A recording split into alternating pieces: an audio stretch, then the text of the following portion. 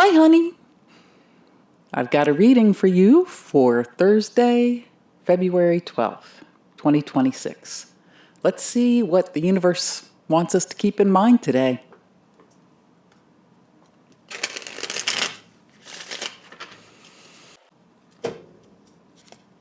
Whoa. Judgment. Card number 2, the Lovers. 9 of Wands. So, judging from these cards, first of all, we've got 2 major arcana cards. And so that really highlights the significance of the message being relayed.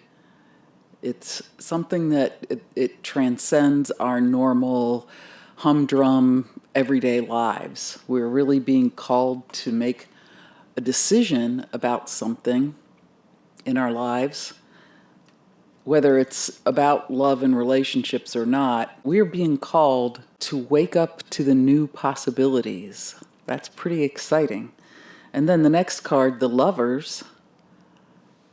We've got a couple and there is an angel above them.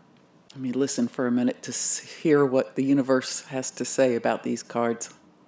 We are being asked to answer the call, and that is in relationships. If you have a partner, this is specifically about that relationship partner.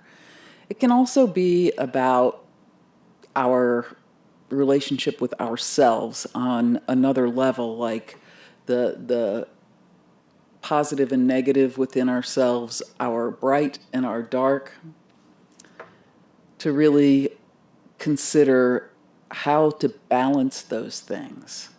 With relationships, we're being asked to renew our commitment. And if that's something that you hear and you find repellent, then that is an absolutely another, call to judgment. If you've got some work to do with your relationship. And again, if you're not in a relationship, then what we're talking about is a dedication to the self, to keeping yourself healthy and happy. And this 9 of Wands, like, see how he is so defensive? His what are those wands behind him? Is it new growth and happiness coming up in his life? It sure doesn't look like he's perceiving it that way, does it? I mean, he looks pretty like he's been wounded, and he's pretty sure that everything that happens is going to be bad. That's the vibe that I get from this. And he can't see those beautiful mountains in the background, or that it's a beautiful day, or that there's new growth coming out of those wands. He's got a hold of his wand in defensiveness. So let's think about the ways that we are going through our relationships with a crispy edge of defensiveness. And let's answer the call to renegotiate those relationships. Maybe all it takes is a little bit of a change of attitude on your behalf. And again, if you're in a crappy relationship, then this is about your relationship with yourself, and perhaps your belief that if you leave, things are going to be bad.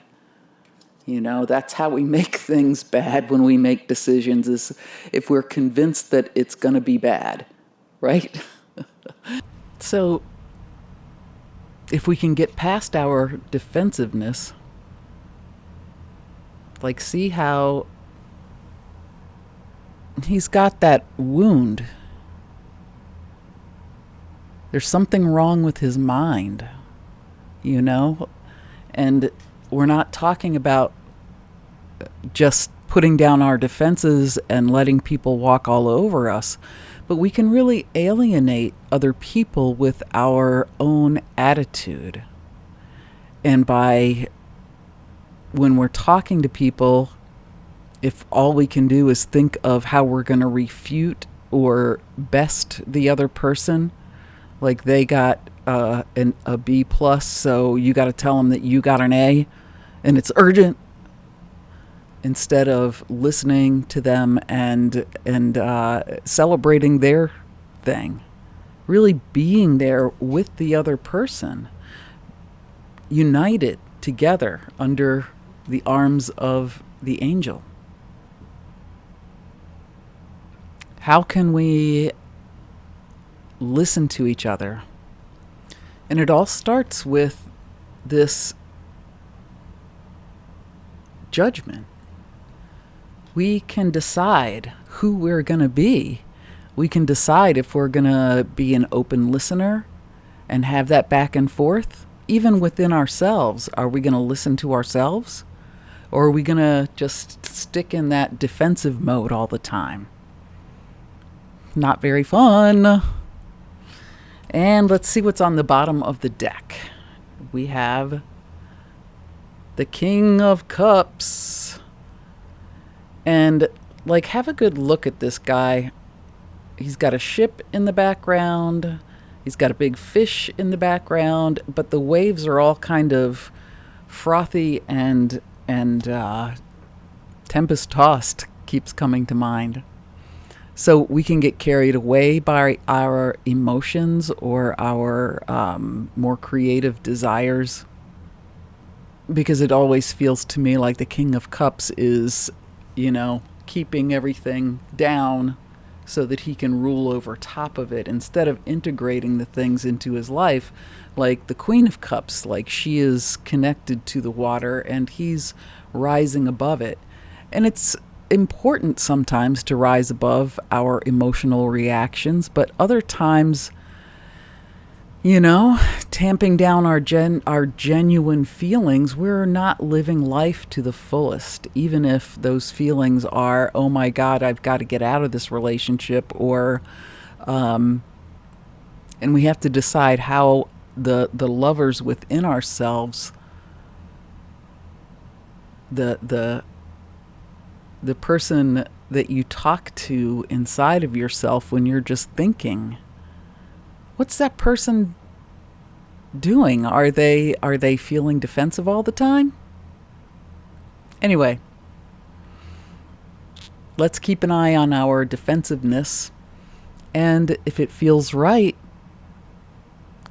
recommitting to things that we love.